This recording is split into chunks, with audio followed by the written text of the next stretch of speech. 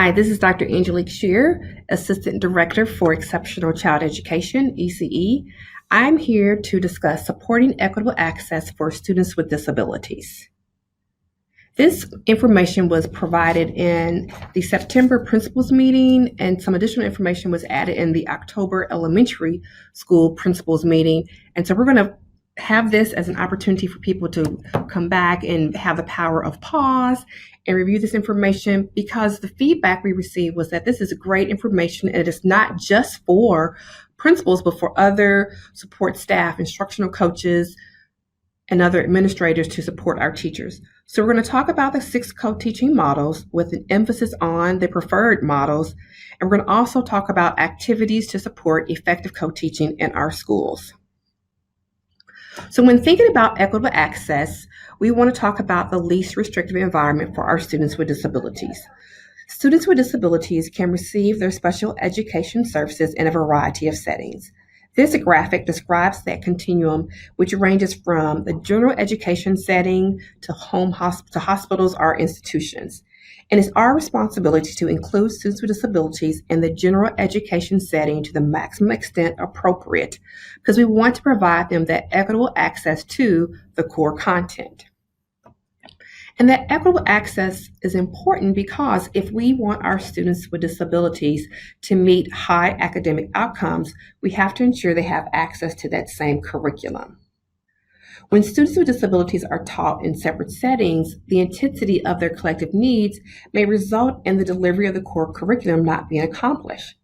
Our students with disabilities participate in the same state assessments and are held to the same expectations.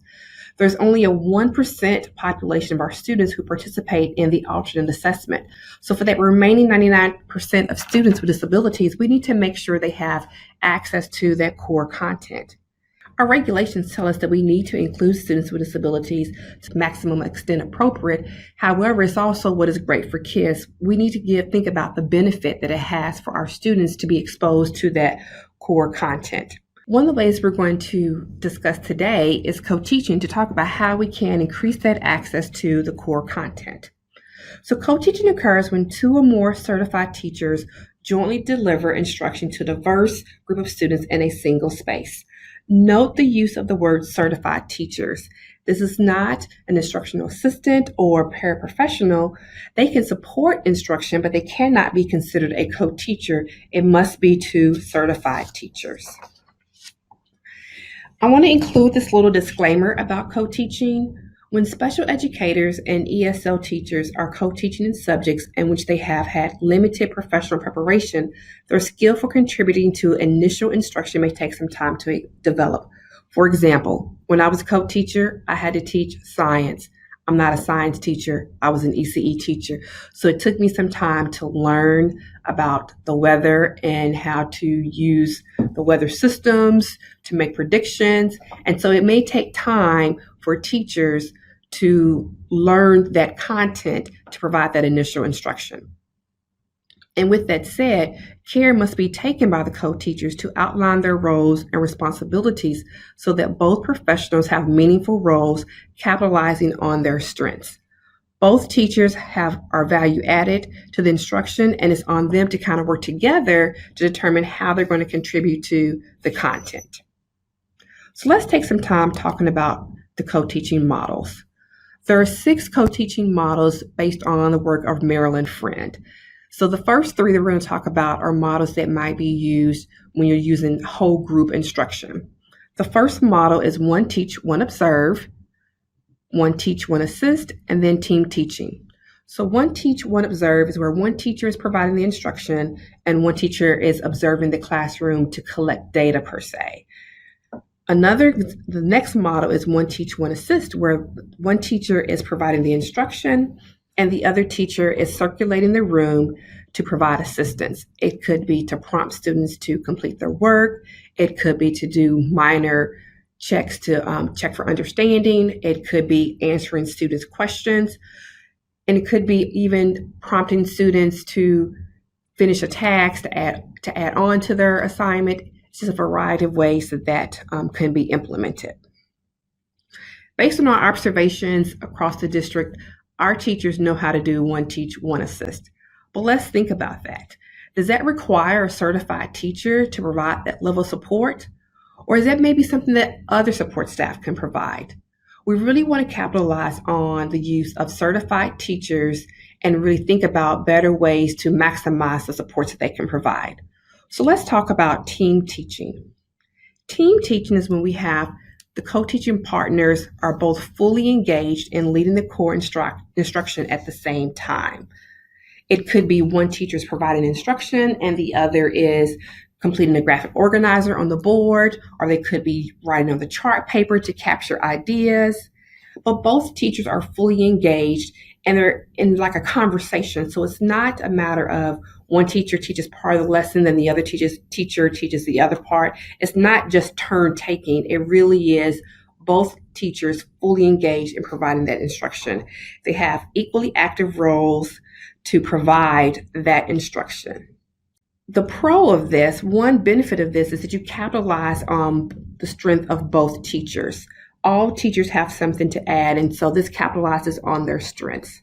However, this does take time to establish a trusting relationship for the teachers to work together. Because we've seen classrooms where the teachers have worked together for a long time, they know each other well, and they finish each other's sentences, and that is fantastic when we have that type of trusting relationship.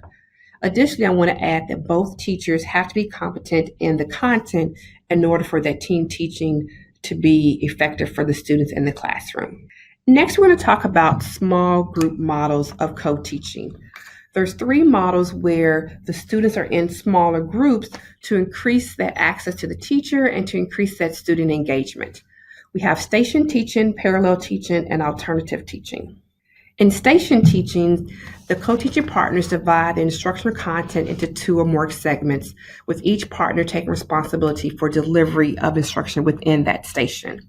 It could be a segment of that instruction. It could be a way to kind of chunk the instructional content for that day into smaller segments, allowing more time for students to get feedback from the teacher, as well as more opportunities to respond. The benefits of this are small group. Whenever we can reduce the student-teacher ratio, there's an added benefit to the student to get more opportunities to respond, as well as to get more feedback from the teacher. Another benefit is the students get to work with both teachers. So they get access to that general education teacher who has that core content knowledge, as well as that special ed teacher who has some core content knowledge, but also has some additional strategies in her toolkit to support students. Now, this model does take time to plan. Both teachers also have to be familiar and competent in their content knowledge, but this can increase the noise level in the classroom. And so this is a factor that will need to be considered depending on the learning activities for that particular day. I do want to give one example for our middle school and high school friends. I know that in the elementary level, we know they're used to using centers. And so they know how to set up the different stations or centers in an elementary classroom. However, some of our middle school and high school friends may not have that same experience. So one example could be in an English class where they're talking about a novel. And let's say one group with one teacher is discussing the novel and the students are taking notes about their conversation, their dialogue to take back later to draft a summary or analysis of the novel. The second group could be receiving instruction on how to cite textual evidence, how to make sure they include context from the novel in their summary.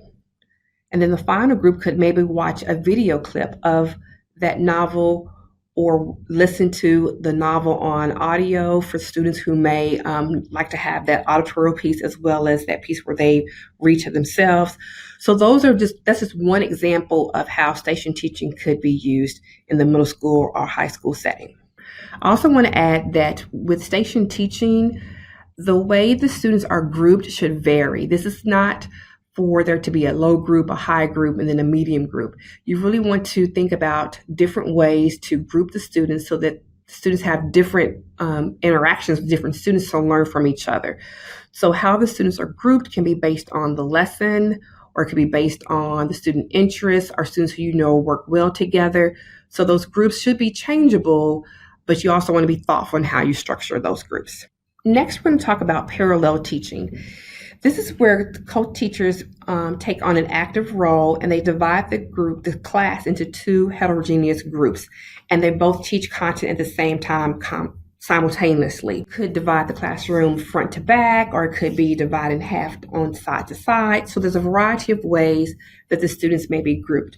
We want to be careful to not always have the same group as with station teaching. You want to think about the needs of the students, the abilities, the content when dividing the students in half. I have seen a classroom I thought was a really cool way to divide their group. They had a quick formative assessment at the beginning of the lesson to ascertain the students' level of understanding of previously taught content.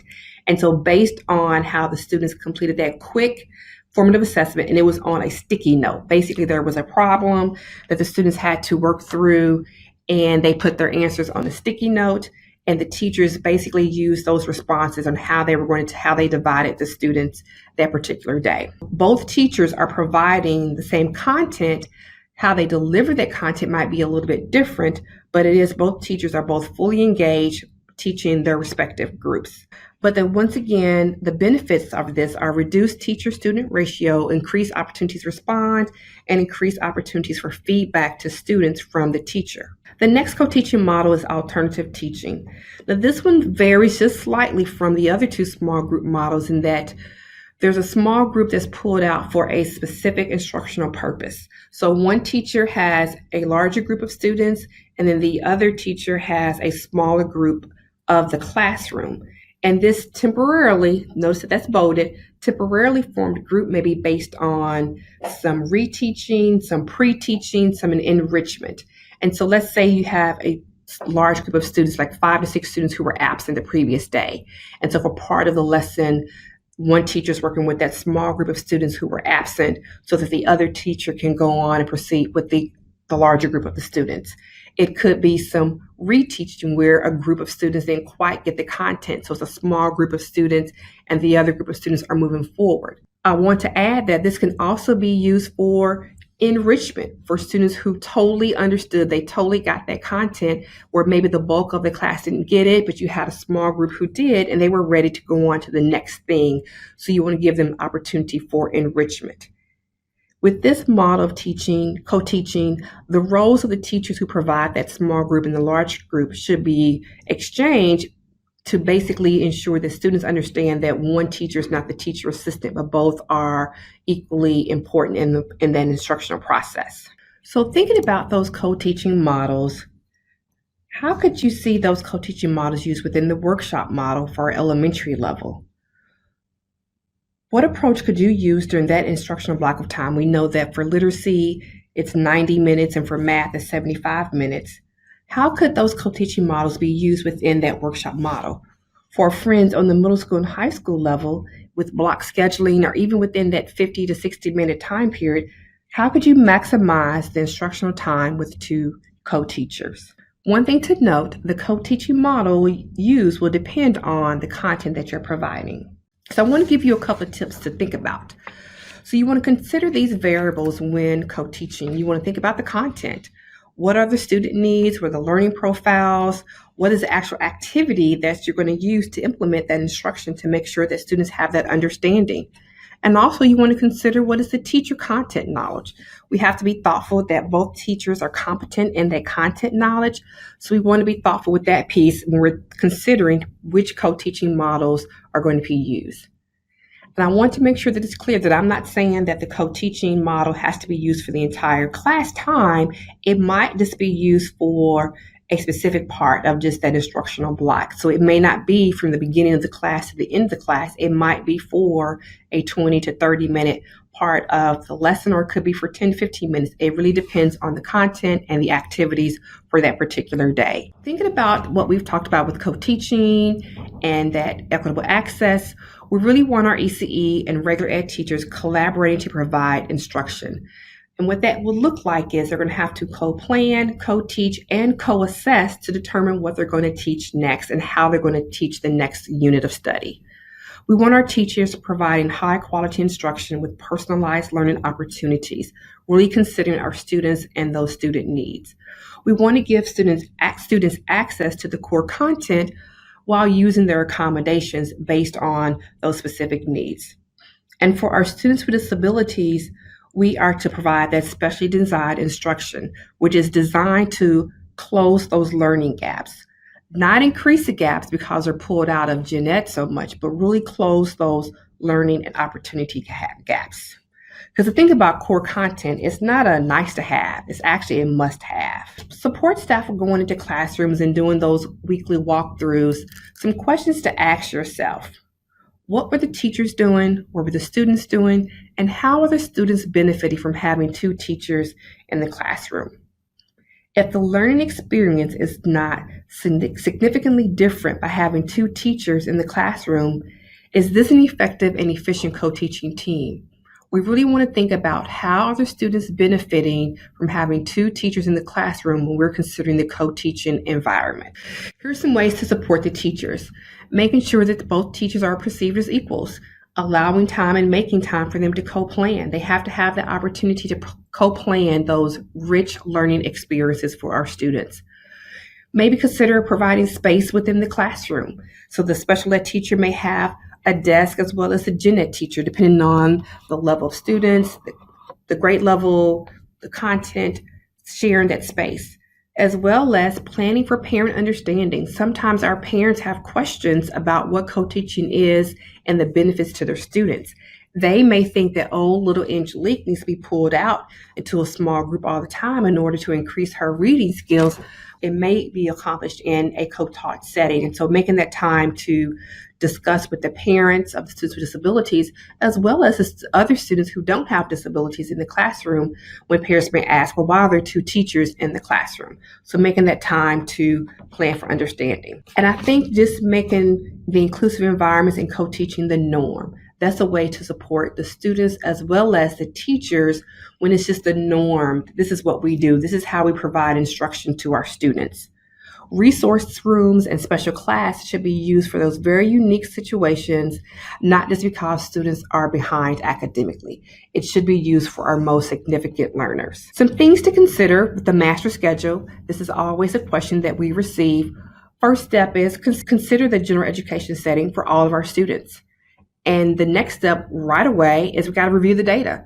Look at the students' data to identify their needs. It could be MAP data, IEP progress data, K-PREP data over the years. So look at the data to determine, can the students' needs be accomplished in a different setting? You want to also look at IEPs, review the IEPs. It may even mean having an ARC meeting to make some changes to how the student receives their special education services. You want to consider those modifications, accommodations to meet those students' needs. Then you build your schedule. Notice that building the schedule comes after you have considered all of the student needs, not before and then trying to force the students into the schedule. Just a couple of quotes to leave you with. We know that when students with disabilities are held to high expectations, have access to a robust curriculum in their regular classroom, they excel. That's from our former Secretary of Education, Arnie Duncan. And the other quote, our students are not ECE students. They are students with disabilities, are general education students who receive special education services. Special ed is not a student, it's a service. They are students who happen to receive special education services. Finally, I want to leave you with some contacts. This team of individuals is our leadership team who provides supports and services throughout the district for our students with disabilities. And so if you have questions about a variety of topics, please feel free to reach out to one of us. Remember, it's not a checklist, it's a child. I hope this information has been beneficial. Feel free to reach out to any of us with any questions you may have.